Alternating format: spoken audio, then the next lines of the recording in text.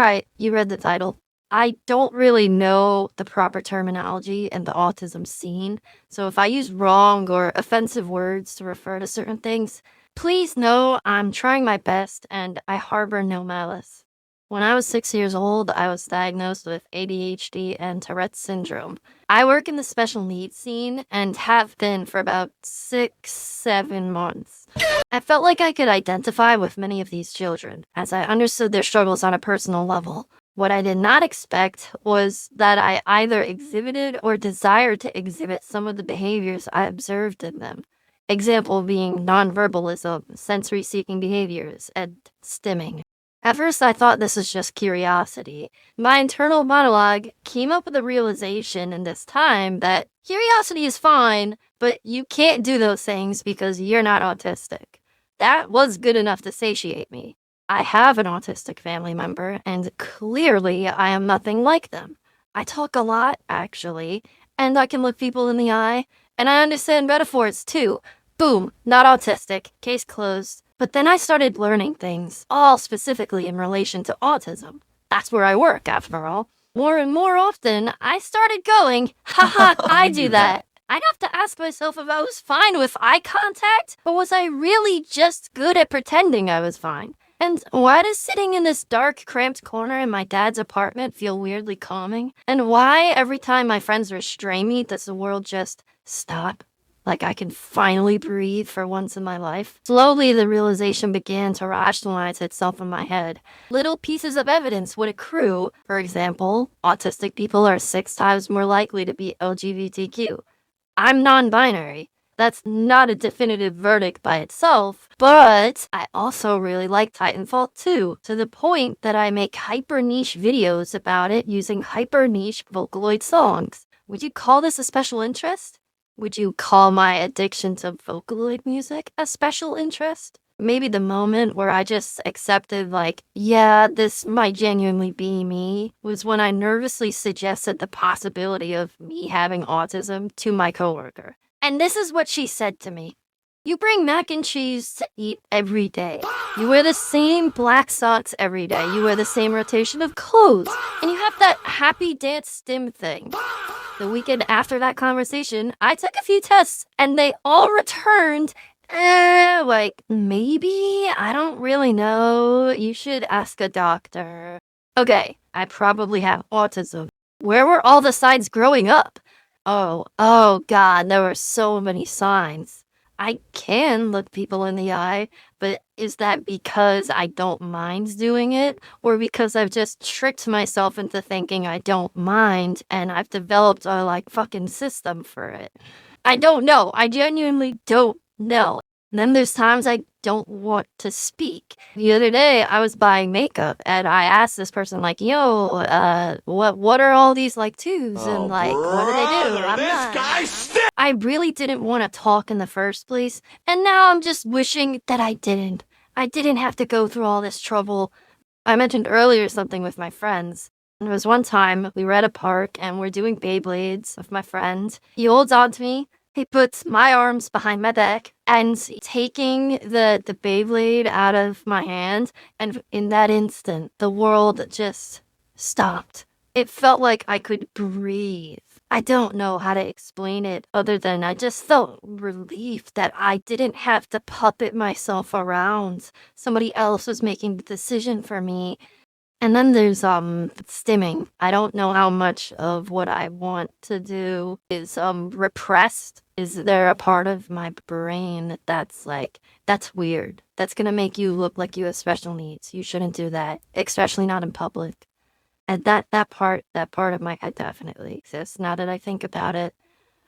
I hum at work, and I only hummed there. There's no real tune sometimes, but other times I'm doing it to a Vocaloid song.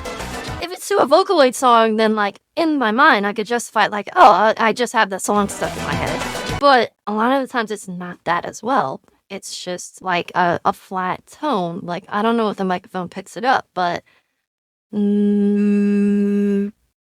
will notice that sometimes after particularly demanding tasks or moments, I will hum.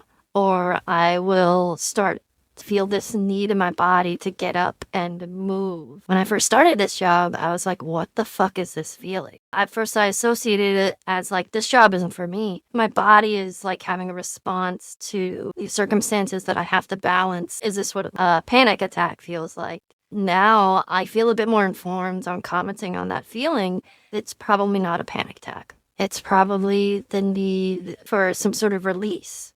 I realized I didn't do this at home. Two explanations in my mind for this. I'm not encountering those scenarios where I feel overwhelmed, so I don't feel the need to hum. Number two, I'm embarrassed. Within the week, I've started to hum at home.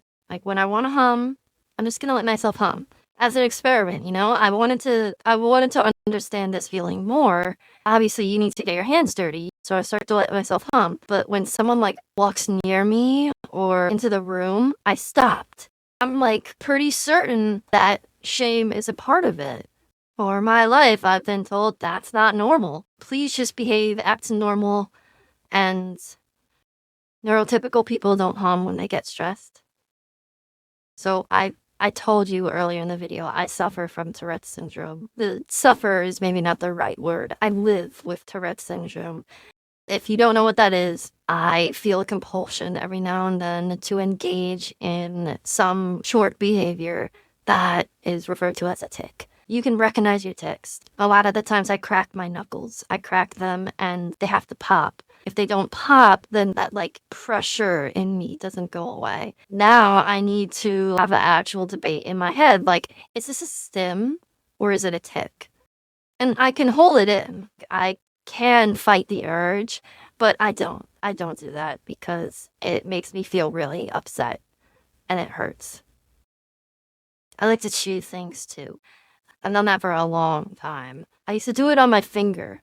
I would just fit my finger on the right side of my jaw and I would like try and position it in a way where it would crack that side of the jaw.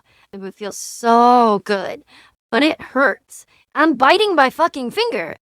I'm trying to figure it out myself. Like, am I just LARPing?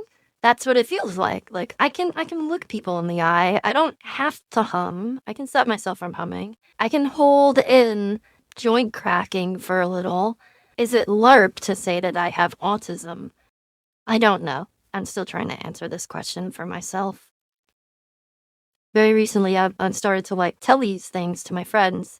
The assumption that like, oh, I think I have autism. My friend group is quite neurodivergent. There are a few other people in there who are autistic, and they told me autism is like being shot in the face. Oh, okay, I appreciate the humor. And I've started to feel just that little bit more comfortable around them. I've known these friends for a very long time, and I value them immensely. I don't really have any other friends aside from this group. I'm a bit nervous. What if I start to realize that I don't want to talk? And then I don't speak to them. I don't like to speak. Not all the time, at least. If I were to unmask around my friends, would they think I'm LARPing? Would they think I'm faking it for attention? Or would they just find it annoying and stop interacting with me? I don't even know if it's LARPing at this point. Maybe it's quite obvious. Oh, you're fucking LARPing. Stop trying to, like, appropriate autism. I think I feel safe enough with them to not have to perform. I hope. I guess that leads back into the title of this video. I'm scared. I'm scared that I have autism. I'm afraid to look into these parts of myself and discover that so much of what I thought was me was just pretending, masking. It's like those YouTube shorts with the rugs. Decades of holding a facade together that I didn't even know existed. The greatest lie is when you believe yourself, right? What happens when the lie is myself? I guess I always thought it could never happen to me. I could never have autism. I have this thing that makes me do silly little goofy movements, and then I have this thing that makes it so that I can't sit still. And that was me, and I was okay with that. And now I'm staring into myself and I'm finding this fucking rot. everyone around me knows this thing that is me, but is not me. If I let go of the facade, what are they gonna think? Would it be like a betrayal? Like they got to know this person who all of a sudden just changes so drastically. Like they'll think I'm LARPing. They'll think, what the fuck happened to this person I used to care so much about? Why are they doing this? I think maybe the thing I'm most afraid of is I start being true to myself. I stop suppressing everything that's been bottled up, and the people around me realize that I'm such a different person than the one I've allowed them to see, and they leave. I realize that this is a irrational thought. I've been to this before. I have evidence that it's going to be okay. Today, I have the most awesome friends and the best family I could ask for. Are things really going to be so different this time around? I'm also very grateful that I have this audience that I can speak to, being so vulnerable with you guys. I can let this out to someone who will listen and will be heard, and I think that's all I really need right now. And I know this isn't the type of video you subscribed for. Thank you for watching it, regardless.